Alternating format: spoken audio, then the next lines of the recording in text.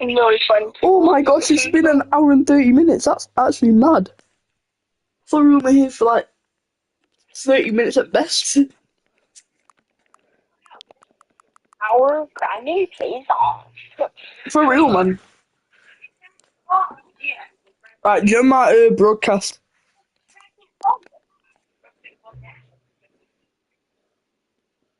Please adjust the slider until it's barely visible.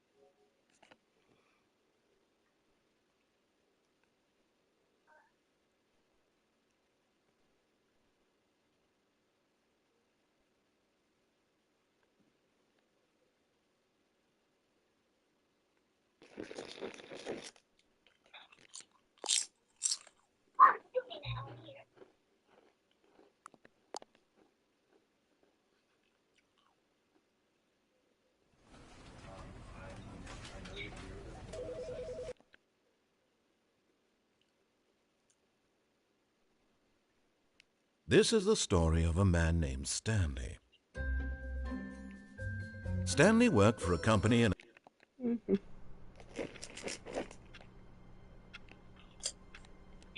Bro, I did it. All of his co-workers Yeah, don't were tell me there's gone. more. What Oh could my it mean? god, I thought it was Stanley more. decided to go to the I meeting room. spent 12 Perhaps minutes he on had that. simply missed a memo. I got a curse school thingy. Curse school When Stanley came to a set thingy. of two open doors, he That's entered what the I said. door on his Curse left. school thing. This was not the correct way I to the did meeting score, room, and hopefully, Stanley right? knew it perfectly well. Perhaps he wanted to stop by the employee lounge first, just to admire it. Ah, yes, truly a room worth admiring. It had really been worth the detour after all, just to spend a few moments here in this immaculate, beautifully constructed room. Stanley simply stood here, drinking it all in. The teleport back button. Let's go to the But clan. eager to get back to business, Stanley Teleport took the back to first her. open Press the door on his teleport left. back button. No teleport back button. Stanley was so bad at following directions, it's incredible he wasn't fired years ago.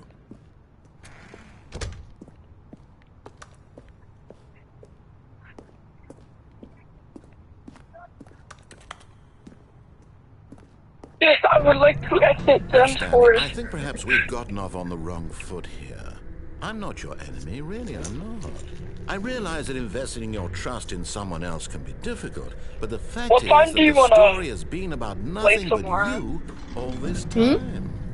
There's someone What you've time do been you wanna play neglecting, tomorrow? Stanley. Like, what time is Someone it you've for you right now? forgotten about. Um, Please, 9:05 stop trying p.m. to make every decision by yourself. Now, I'm not asking for So, me, I'm asking for her. it's a good time to play with you. I get home from school at 3:45. It's 4:05 right now.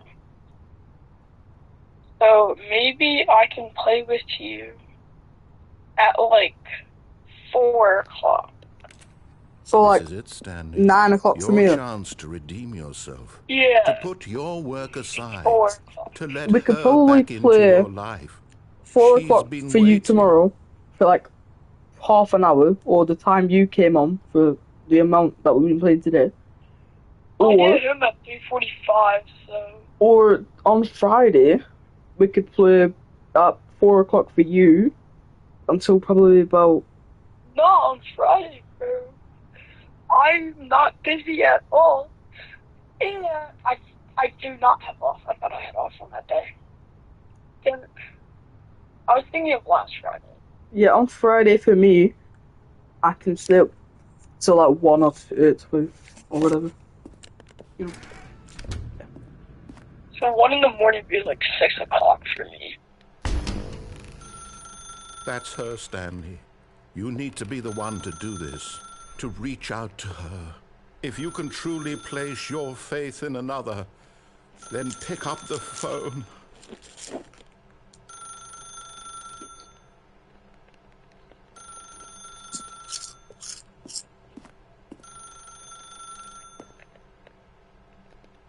As Stanley picked up the phone, a white light engulfed him, filling him not just with radiance, but with hope. Hope for a life reunited one... Wait. Oh, goodness. Stanley, did you just unplug the phone? No, that wasn't supposed to be a choice. How did you do that? You actually... There's another guy who's also playing Jesus Infinite, and he's on the Let me double check. Yo, watch my broadcast. Well. Yo, watch my live stream. No, it's definitely here, clear as day. Stanley picks up the phone. He's taken to his apartment where he finds his wife, and the two pledge themselves to one another. Music comes in, fade to white, roll credits. Not picking up the phone is actually somehow an incorrect course of action. Wow. How is that even possible? None of these decisions were supposed to mean anything. I don't understand. How on earth are you making meaningful choices? What did you... Wait a second. Well, there's this guy playing Jesus No, Infinite that's not Viewers. possible. I can't believe it. How had I not noticed it He's level sooner? 420. You're not Stanley. You're Maybe a he real can help person. us. Maybe. I can't believe I was so mistaken. This is why you've been able to make correct and incorrect choices. And to think I've been letting you run around in this game for so long. If you'd made any more wrong choices, you might have negated it entirely. It's as though you completely ignored even the most basic safety protocol for real-world decision-making. Or did you not grasp I the felt level. severity of the situation? Well, I won't have that kind of risk on my watch. I'm going to stop the game for a moment so we can educate you properly on safe decision-making in the real world. Please observe this helpful instructional video. Choice. It's the best part of being a real person. But if used incorrectly, can also be the most dangerous. For example, in this scenario, a hypothetical real person named Rupert has a choice. Wait, what is He could invent a machine that eliminates food shortages that? across the world to make life better for all people. What is Or he could spend years of hard work forgetting how to read. Got more Which clues. choice would you make? Remember that unlike here, the real world makes sense, and at no time should you make a choice that does not conform to rational logic. If you receive items, sorcerer jack. Oh, I get sorcerer stuff now. I have the whole sorcerer set. Let's go. All of his co-workers were gone. I need my What could it mean? sorcerer. Stanley Yippee. decided to go to the meeting room. Perhaps he had simply missed a memo.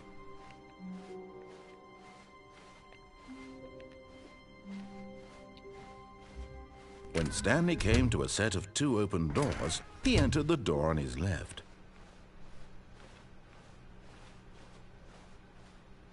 Yet there was not a single person here I'm trying either. to find your live Feeling a stream right wave now. of disbelief, Stanley decided to go up to his boss's There's office. not a lot Hoping he might to- find to an be oncoming to easy. a staircase, Stanley walked upstairs to his boss's office. I can't find it. But Stanley just couldn't do it.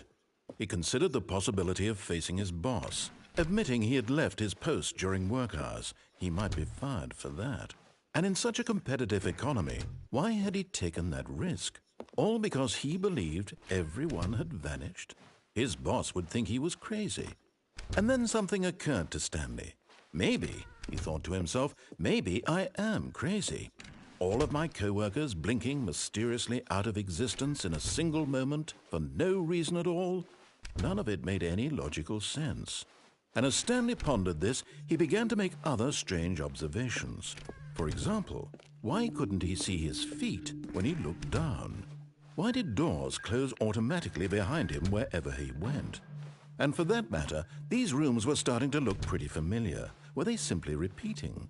No, Stanley said to himself, this is all too strange. This can't be real.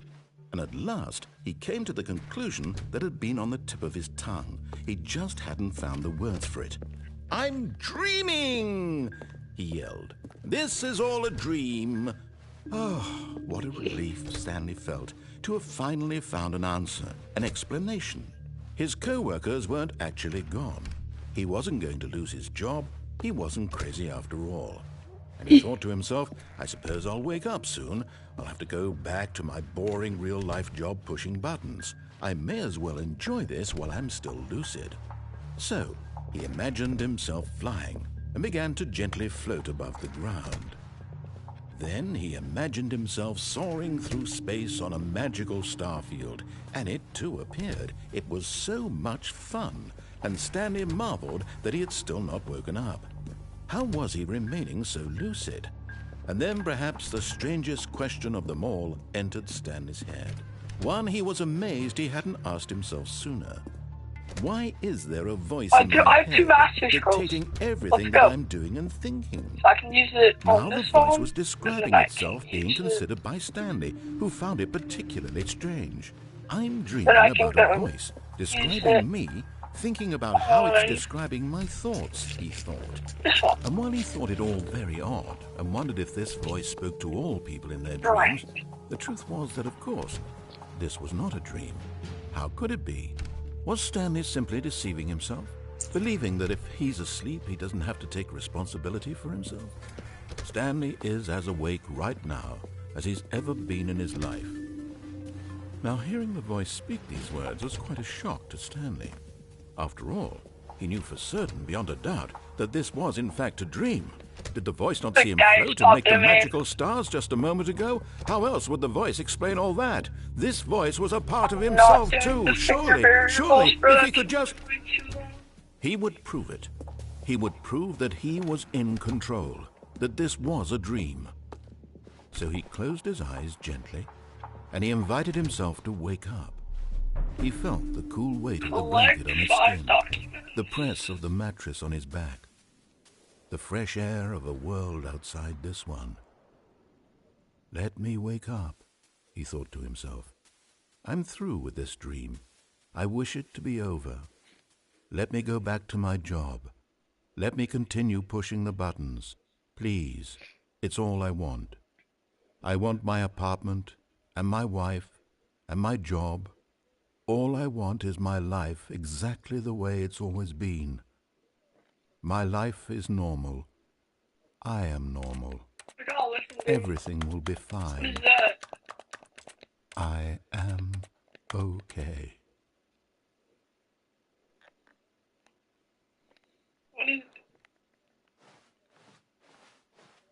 Stanley began screaming. Please, someone, wake me up. My name is Stanley. I have a boss. I have an office. I am real. Please, just someone tell me I am real. I must be real. I must be. Can anyone hear my voice? Who am I? Who am I? This game is a bit dark. And everything went black. Yo, bro, this game's dark. This is the story of a woman named Mariella. Mariella woke up on a day like any other. She rose, got dressed, gathered her belongings, and walked to her place of work. But on this particular day, her walk was interrupted by the body of a man who had stumbled through town talking and screaming to himself, and then collapsed dead on the sidewalk. And although she would soon turn to go call for an ambulance, for just a few brief moments, she considered the strange man. He was obviously crazy. This much she knew. Everyone knows what crazy people look like. And in that moment, she thought to herself how lucky she was to be normal. I am sane. I am in control of my mind. I know what is real and what isn't. It was comforting to think this, and in a certain way, seeing this man made her feel better. But then she remembered the meeting she had scheduled for that day. The very important people whose impressions of her would affect her career, and by extension, the rest of her life. She had no time for this, so it was only a moment that she stood there, staring down at the body. And then she turned and ran.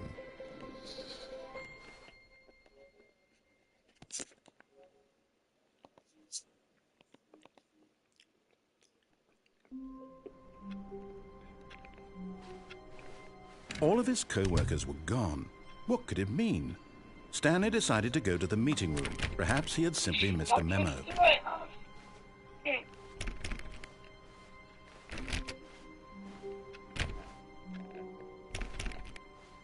Stanley went around touching every little thing in the office, but it didn't make a single difference, nor did it advance the story in any way.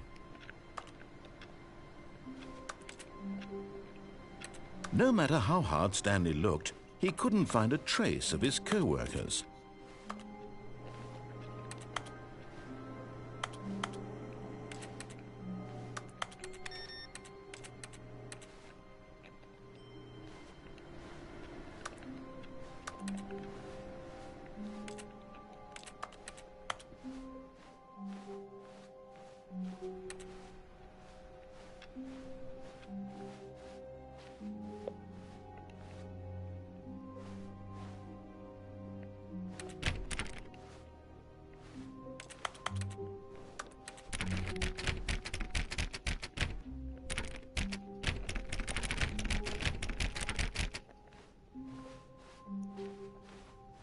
When Stanley came to a set of 2 open doors, he entered the door on his left.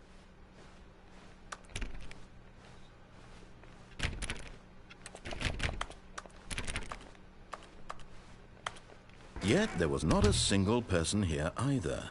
Feeling a wave of disbelief, Stanley decided to go up to his boss's office. Stanley stepped into the broom closet, but there was nothing here, so he turned around and got back on track.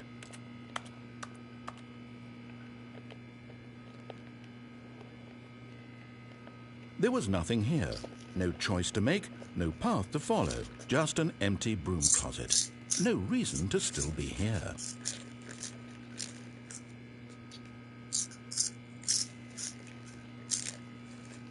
It was baffling that Stanley was still just sitting in the broom closet.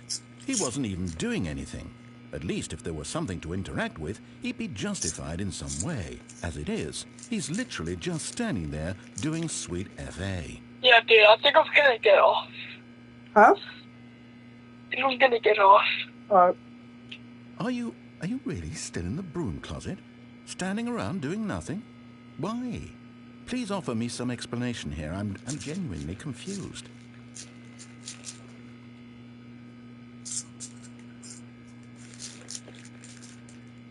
You do realize there's no choice or anything in here, right?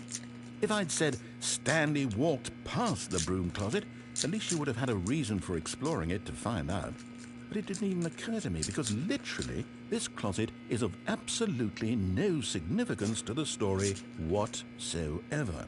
I never would have thought to mention it.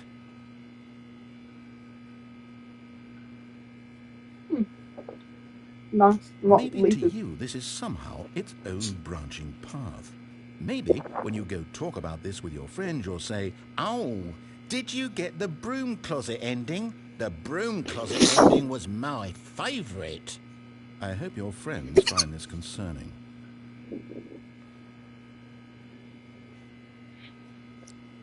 Bro knows what it's a Stanley was game. fat and ugly and really, really stupid. He probably only got the job because of a family connection. That's how stupid he is. That or the drug money.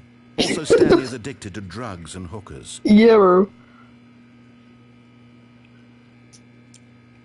Trying to roast me? Well, I've come to a That's very cute. definite You lost your conclusion about virginity what's to a going on right now. prostitute. You're dead.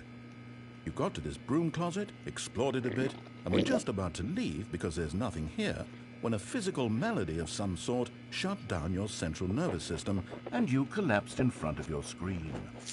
Well, in a situation like this, the responsible thing is to alert someone nearby so as to ensure that your body is taken care of before it begins to decompose. Yeah, dude. Hello? Anyone who happens to be nearby? The person at this computer is dead. They have fallen Totally. prey to any number of your countless human physiological vulnerabilities. It's indicative of the long-term sustainability of your species. Yeah, man. Please remove their corpse from the area and instruct another human to take their place, making sure they understand basic first-person video game mechanics and filling them in on the history of narrative tropes in video game. Coming to a staircase, Stanley walked upstairs to his boss's office.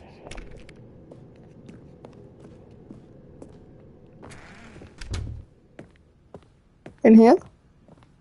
Stepping into his manager's office, Stanley was once again stunned to discover not an indication of any human life.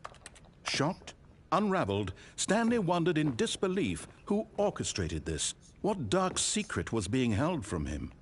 What he could not have known was that the keypad behind the boss's desk guarded the terrible truth that his boss had been keeping from him. And so the boss had assigned it an extra secret PIN number, 2845. But of course, Stanley couldn't possibly have known this. Yet incredibly, by simply pushing random buttons on the keypad, Stanley happened to input the correct code. Mate, calm down, you literally told me. Amazing. He stepped into the newly opened passageway.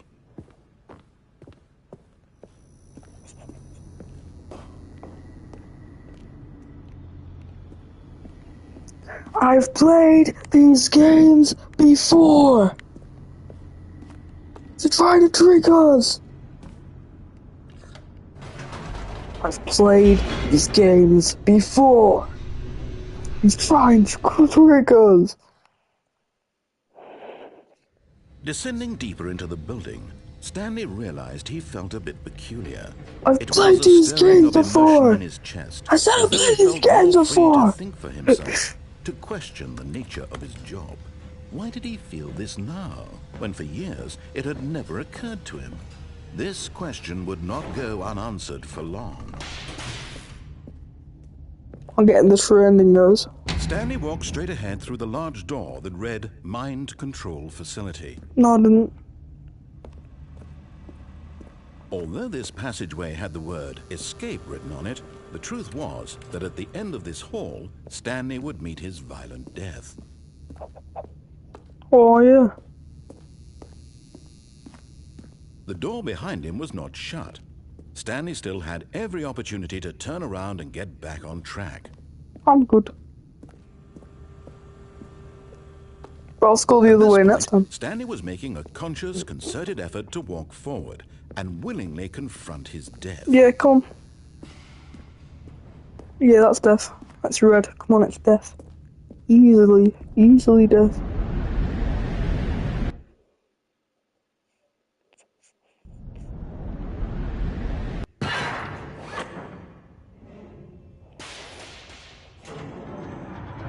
Tried to warn me As to the be sure. machine whirred into motion and Stanley was inched closer and closer to his demise, he reflected that his life had been of no consequence whatsoever. Stanley can't see the bigger picture. He doesn't know the real story, trapped forever in his narrow vision of what this world is. Perhaps his death was of no great loss, like plucking the eyeballs from a blind man. And so he resigned and willingly accepted this violent end to his brief and shallow life. Farewell, Stanley. Farewell, my friend, narrator. Farewell, Stanley, cried the narrator, as What? Stanley was led helplessly into the enormous metal jaws. In a single visceral instant, Stanley was obliterated as the Aww. machine crushed every bone in his body, Bye, guys. killing him Love you. instantly. Love you guys. Huh?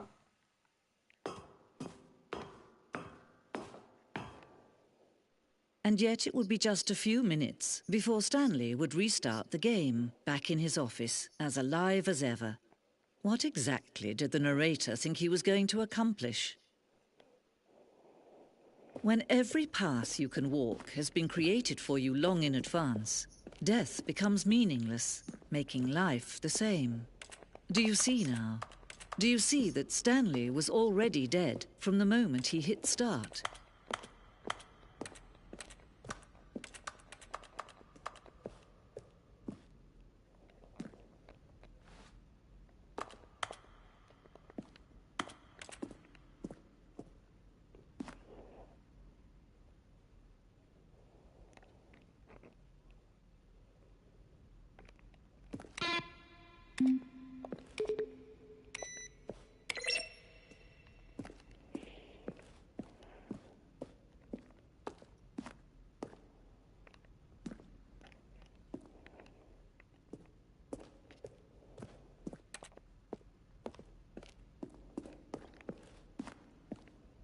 Warzone.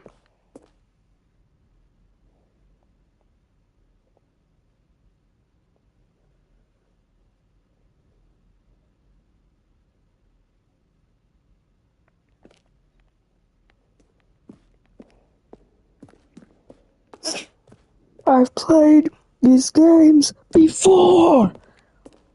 I've played these games before.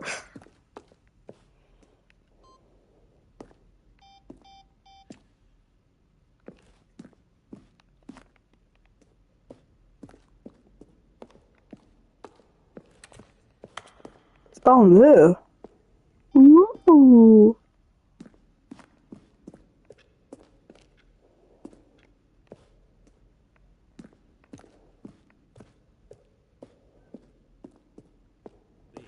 You'll probably spend the next hour trying to solve it.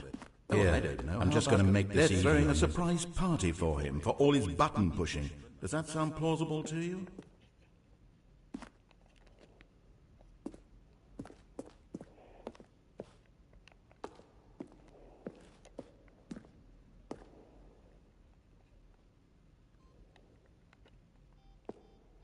Stanley pushed the big red button.